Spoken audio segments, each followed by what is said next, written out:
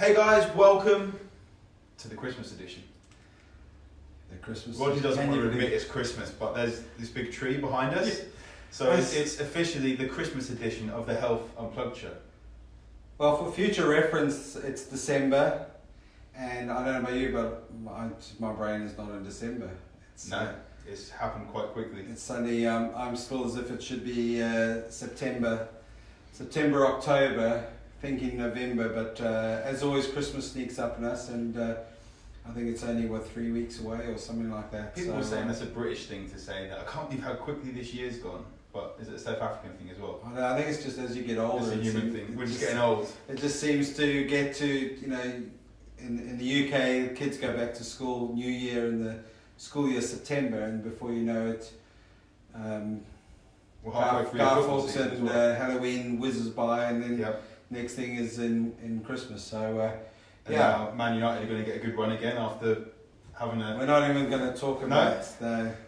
Jose used to say. Let's talk about Christmas. And on that note, we wanted to talk a little bit about. There's an advert going around at the moment about Peloton. Now, first off, Peloton is a bike, which is an exercise bike aimed at quite a high-end market. I think it's about £5,000 or £4,000 in a subscription, and they are quite a good bit of equipment if you're going to use it. Personally, I prefer my turbo trainer with Zwift, and like all of them, no matter how much they cost, they can be very good clotheslines, and exactly. If you don't use it. So, but our issue isn't really probably with Peloton, or the issue with what we're raising of those. You've got Zwift, and you've got all sorts of things. They're great if you want to invest in.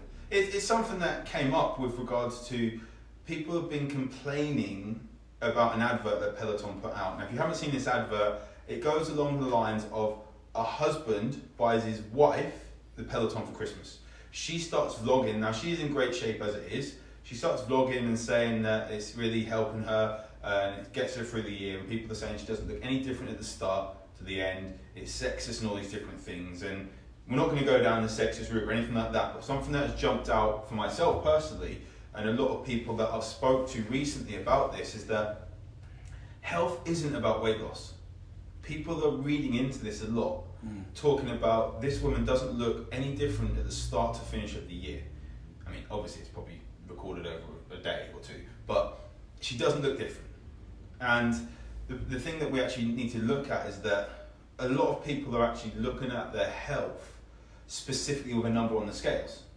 Well, and it asks the question is, what does health look like? Yeah. And someone looks healthy or they don't look healthy, and what do you use to judge health? And so a lot of people do use the scale, which is just an indicator of weight. That's all it tells you. It's really got it's got relevance. It's got relevance to health, but it's not a reference of health. Exactly. Health. When you look at health, it's a huge issue. You look at some of the extreme athletes, to achieve what they do is amazing, but it doesn't necessarily mean that they are the epitome of health. Yeah, and when I look at this, after I've worked with athletes as well, at the top of their game, professional MMA fighters jump out massively here. I worked with one guy and we lost, I think it was 16 kilos in 5 weeks. Now people look at the transformation picture and they think that is amazing. Yeah. However, there's another story going on behind the scenes, that this is for a professional fight, and Jack will say as well that at the start of that prep I told him, how the hell did you let it get like that? And he's known for cutting a lot of weight. He pushed ridiculously hard in an unhealthy manner. Then there's a day or two of really cutting your weight, depleting water and all these different things. And it's not healthy to be doing that all the time. But people see that, there's 15 kilos, 16 kilos dropped in 5 weeks, I want to do that. And we see scales as the success. And especially when it comes to this season, comes to Christmas, comes to January, we're going to be bombarded left, right and centre with different, it's not Weight Watchers anymore, it's WW, but no one can tell us what the WW stands for, but different weight side of things, Slimming World, all these different things which most of the time judge success by losing weight, rather than if we can actually look a little bit deeper, is that how do we actually feel? How do certain foods make us feel? What do they do to our energy? What do they do to our skin? What do they do to our eyes? Are we going to be more focused, or is there going to be better hair and better sleep? All these different things. I think also is that health is different things for different people, depending on what reference they're doing. So for someone they may feel unhealthy because they can't climb up the stairs, so they need either strength or they've got cardiovascular issues. So another person's health might be performance, another person's may feel they are healthier because they've lost weight. So the big question for me is what is health and what is it to you? From a functional medicine side of it, you want to measure it. Yeah. So yes, you would use weight. It can be a useful tool, but that's like judging someone's overall health by just their blood pressure. Yeah, it's knowing the whole story. Let's check, just do one test, or let's look at your height, for your height and weight ratio for your BMI, and then we'll then decide overall from you of what your overall health is. So, you've got to go a lot more into measuring things.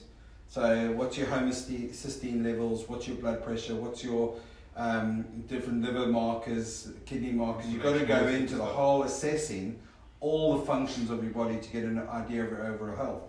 So weight is really a poor indicator, because you can have someone who, yes, technically carries too much weight, but doesn't take any medication, sleeps well, all the other indicators are fine, but because of their weight, we've categorized them as being unhealthy. Exactly. You can have someone who's bang on ideal weight, drops that down with a cardiac arrest because they've had huge amounts of cardiovascular stress and their heart health and that. So the challenge is looking at health through only one lens.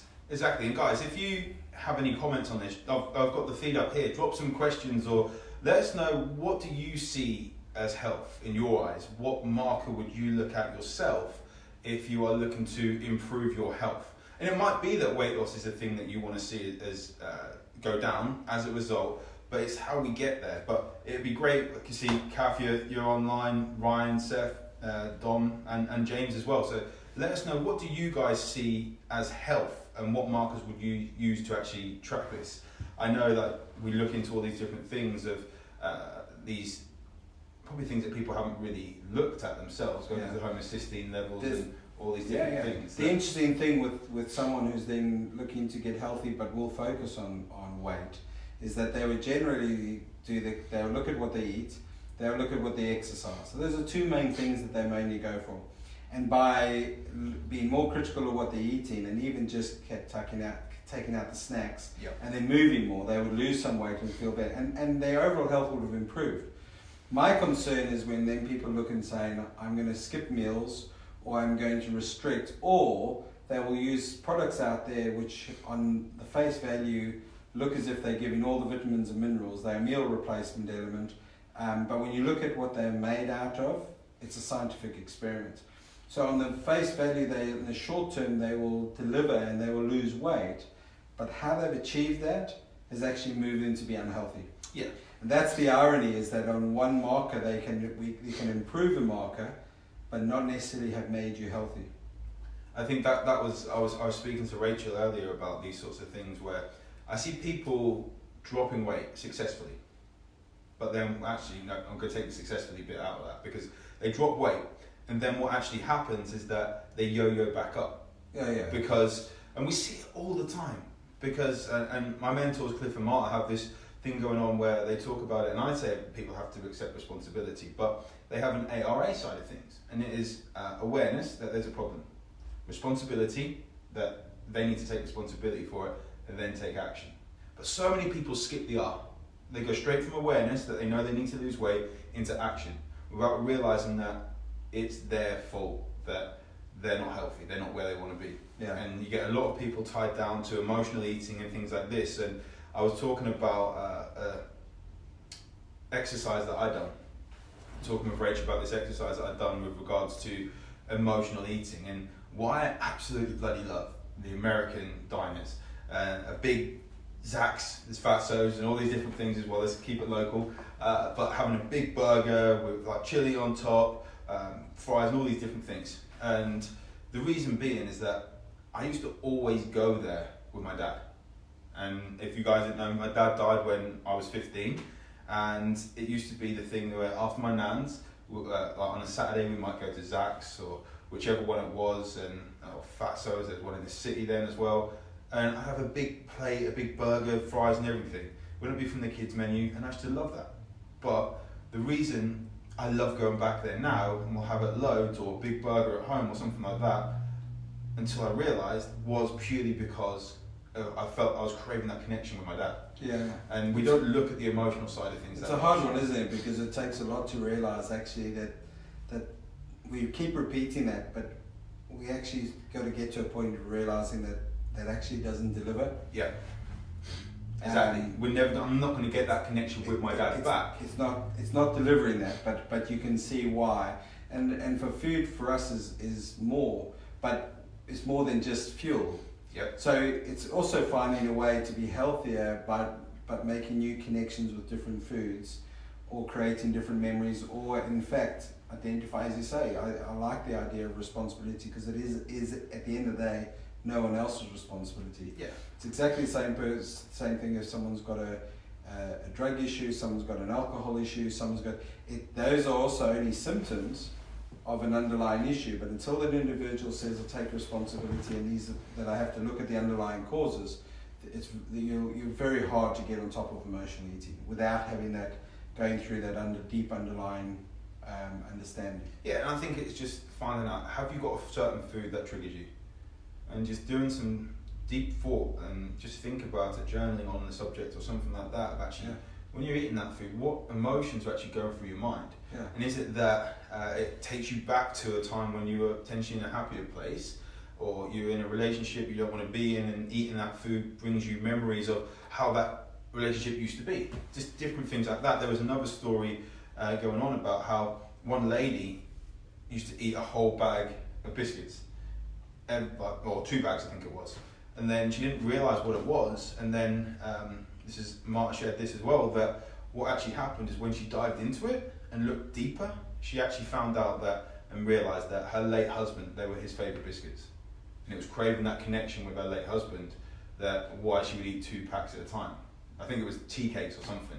Yeah. And it's when we realise that, it becomes so powerful over us that we can still eat that food and we choose to have that food, but we don't crave that food because we know it's not going to bring that connection back. Well, and also you can still identify that you have that connection. Yeah. I suppose also the hard thing is then only having one biscuit is different to the pack.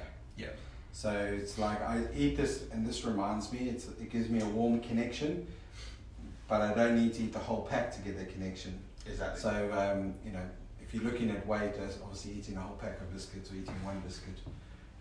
In my household, biscuits don't last; they just get nailed. We have a rule in our office here that we don't have biscuits, but now Christmas time, we have patients who lovely come and give us gifts and that. So there's always biscuits and stuff, and most of the time, so could anyone just? It's just the norm, them? Isn't it? That you can only buy a pack of Heroes or whatever it is, celebrations or something, and people just dig into them at this time of year, and they pay double the price for the actual chocolate. Yeah, we spoke about the last one, isn't it? It's kind of some people it's well, just let it go, and just a week, a month, and then everyone's really ready for January to then we'll change it. But something that has also come up recently is that, especially at this time of year, it happens every single time of year, is that people think, especially with the US, that they've just had Thanksgiving, that the holiday season is just, let's just drop off the face of the earth when it comes to our health, because we can't do anything about it. Yeah. But when you look at it, Thanksgiving, let's say 2 meals. Christmas Day, another 2 meals. That's 4. Maybe 3 or 4 party meals, so that's like 8. Then New Year's Eve, 9. Let's say 10 meals. Funny is it, because part of, if you think about it, Christmas for me is it depends what you focus on, but everyone generally it's nice food and I have no problem with that, but we just it's just excess. Oh yeah, it's just eat until you feel crap. All you have to do is go to the supermarkets on the 23rd and 24th and see what people are getting there for their late shop for Christmas. But now the shops are open Boxing Day, go back Boxing Day and people are piling in. Get things like 10p that are usually 2 or 3 quid. It's crazy. Well, they go and pile in and they reload in another shop, and you look at it and go, where's all that food gone? Yeah. You know, there's a huge amount consumed. So it is always just interesting we get caught up in Christmas of that excess. You know, one more little present and this and that and one more, you know, all these, they always bring the nice things out. The cheese board comes out, and then all these biscuits. You get like this bowl of nuts, and then no one even eats them anyway. or there's a bowl of sweets, but we've got to get the bowl of sweets. It's crazy. In case people come, we'll get 2 tins of. But again, like that can also be this emotional thing which is brought up through the generations. So I remember going around my aunts and uncles at Christmas time, and we'd have Christmas Day around my mum's usually, or my nan's or whatever, and then we'd go around my dad's side of the family on Boxing. So there'd be these 2 massive spreads, like big Christmas dinner, and then my aunt, like whichever one it was, would just get all the food out, and I would I was a bit overweight, as we know, growing up, and I would just eat a hell of a lot. But there was a table in the corner which would be there through the whole of January with so many chocolates on it. After Eights, Ferrero Rochers, whatever one was just on there. And it was just diving into it. And it is a case of, again, is there an emotional connection that people get these chocolates because they remind them of old family get-together? Thanks for joining us for this week's podcast. Join us next week for part 2 of why health isn't just about weight loss and other gems from under the Christmas tree.